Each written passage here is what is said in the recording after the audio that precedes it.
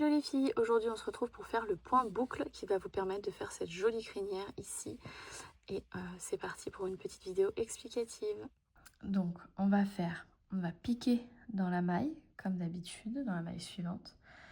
Au lieu, là il faut tenir votre fil au-dessus de votre doigt comme ça, c'est plus pratique.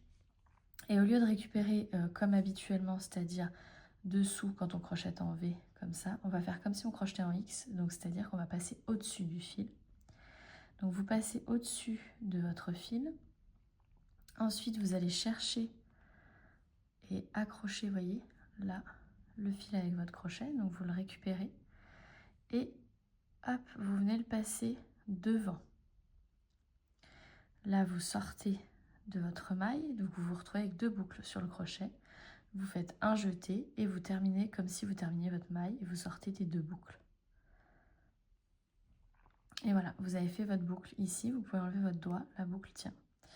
On continue, donc là moi je vais faire une deuxième pour faire une augmentation. Donc dans la même, je recommence, je pique dans ma maille, je passe au-dessus, je vais chercher mon fil que je passe devant, hop, je sors de ma maille, je me retrouve avec mes deux boucles, je fais un jeté et je sors de mes deux boucles.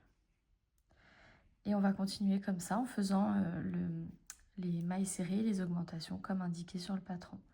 Donc on continue. Alors c'est un petit peu long, mais ça vaut le coup. On va venir coudre notre tête. Donc pour la tête, vous avez remarqué, hein, vous avez bien une partie bombée ici, là où on a fait les augmentations. Et une partie plus plate ici, vous voyez. Une partie plus plate ici, qui est le dessous.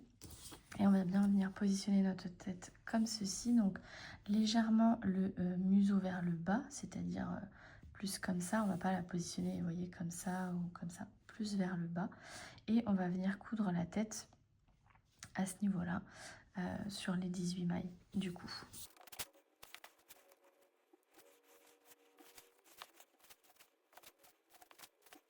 Et avant de fermer totalement l'ouverture, on va bien rembourrer au niveau du cou pour ne pas que la tête tombe. Donc on insiste sur le rembourrage à ce niveau-là.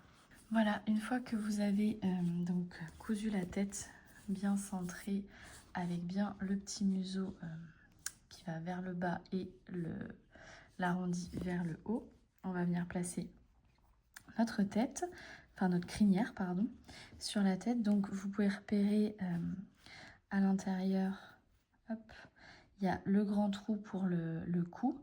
Et vous avez en haut, du coup, hop, un là et un là. Vous voyez, les trous pour les oreilles. Donc on va venir placer la tête à l'intérieur au niveau du trou, pas au niveau de la tête, hein, bien sous le... Et on va juste passer comme un petit bonnet en fait, avec un bout de... comme si c'était sa barbe. Et on vient bien lui mettre au ras du cou derrière. Et là, on a les deux trous, hop, pour les oreilles, ici et ici. Là, voilà. Oh, je trouve déjà trop beau. Donc on va venir coudre les oreilles maintenant. Voilà, donc vous faites ressortir le fil de la deuxième oreille, pardon, au même endroit. Et comme d'habitude, on sécurise avec un double nœud pour bien sécuriser la couture des oreilles. On vient couper à 2 cm, 1 ou 2 cm, et on rentre les fils avec notre aiguille. On vient hop tirer le nœud à l'intérieur dessous. Voilà, donc là notre petit lion est quasiment terminé. Alors soit après vous décidez de le laisser comme ça, soit vous venez couper toutes les boucles pour faire juste des petits traits et égaliser un peu plus court.